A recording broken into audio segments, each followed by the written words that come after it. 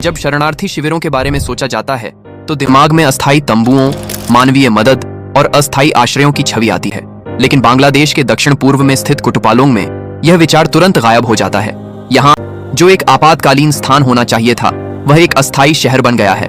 अराजक, असुरक्षित और बिना भविष्य के 9 लाख से अधिक शरणार्थियों के साथ, जिनमें से अधिकांश रोहिंग्या समुदाय से हैं, कुटुपालोंग आज दुनिया का सबसे बड़ा शरणार्थी शिविर है। ये लोग म्यांमार से आए हैं, जहां उन्होंने नरसंहार, धार्मिक उत्पीड़न और हिंसा से भागकर केवल एक नई पीड़ा पाई: भीड़-भाड़, गरीबी और उपेक्षा।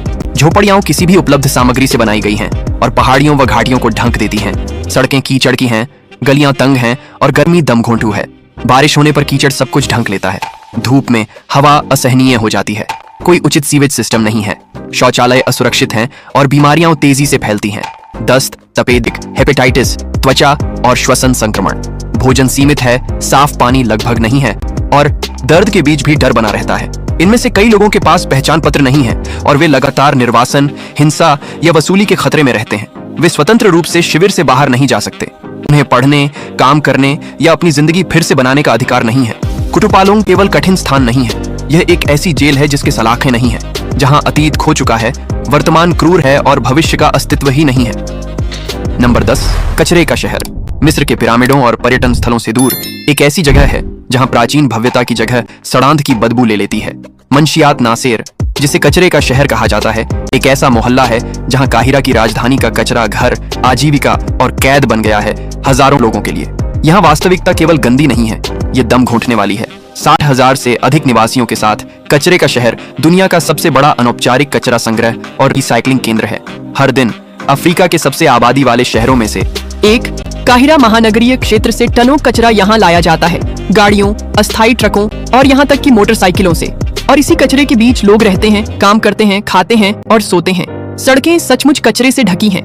प्लास्टिक बैग, बचे हुए भोजन, टूटे फर्नीचर, गत्ता, इलेक्ट्रॉनिक उपकरणों के शव, इस्तेमाल की गई नेपियां और मरे हुए जानवरों के टुकड़े। जमीन अब दिखाई नहीं देती। घर दूसरों के कचरे से बनाए जाते हैं। सोचिए, छतों पर भी कचरे के ढेर रखे जाते हैं, सुखाने, रखने या अलग करने के लिए। बदबू असहनीय है और आग लगने का खतरा हमेशा बना रहता है। यह आम है कि बच्चे कचरे के पहाड़ों पर खेलते हैं, खुले थैलों के बीच कूदते हैं जिनमें कीड़े और सड़ते हुए अवशेष होते हैं। लोग वहीं मलबे के बीच खाना बनाते हैं, जंग लगे चूल्हों पर, जैविक कचरे और जानवरों के बगल में। लेकिन ये लोग यहाँ रहते कैसे हैं? जवाब है कि उन्होंने कचरे को अपना पेशा, अपनी दिनचर्या और एक तरह से अपनी जीविका बना लिया है। उन्हें ज़बलिन कहा जाता है। कचरे के लोग एक मुख्यतः कॉप्ट ईसाई समुदाय, जिसे मिस्र में ऐतिहासिक रूप से हाशिए पर रखा गया है। उन्होंने हाथों से रिसाइकलिंग की एक आदिम लेकिन आश्चर्यजनक रूप से प्रभावी प्रणाली बनाई है, जो 80% तक कचरे को पुनः उपयोग योग्य सामग्री में बदल देती है, कई आधुनिक शहरों की तुलना में कहीं अधिक। मंशियात नासेर में कचरा केवल कचरा नहीं है, ये परिदृश्य है, ये दिनचर्या है, ये नियति है। कचरे के शहर में जीना मतलब चूहों, धुएं और मलबे के बीच बड़ा होना है। ये वहां अस्तित्व है जहां दुनिया ने पहले ही सारी उम्मीदें फेंक दी हैं। संक्षेप में, ये केवल कुछ सबसे चरम, खतरनाक, गंदे और अमानवीय स्थान हैं। ऐसे दृश्य जो अवास्तविक लगते हैं, लेकिन जहां लाखों लोग हर दिन रहते हैं, परित्याग, भूख, प्रदूषण, युद्ध और गरिमा की पूरी कमी का सामना करते हैं। ऐसे स्थान जहां ईमानदारी से कहूं, मैं खुद कभी नहीं रहना चाहूंगा और मुझे लगता है कि आप भी नहीं चाहेंगे। अब हमें बताइए, इस वीडियो में आपको सबसे ज्यादा क्या चौंकाया? अपनी राय टिप्पणियों में साझा करें।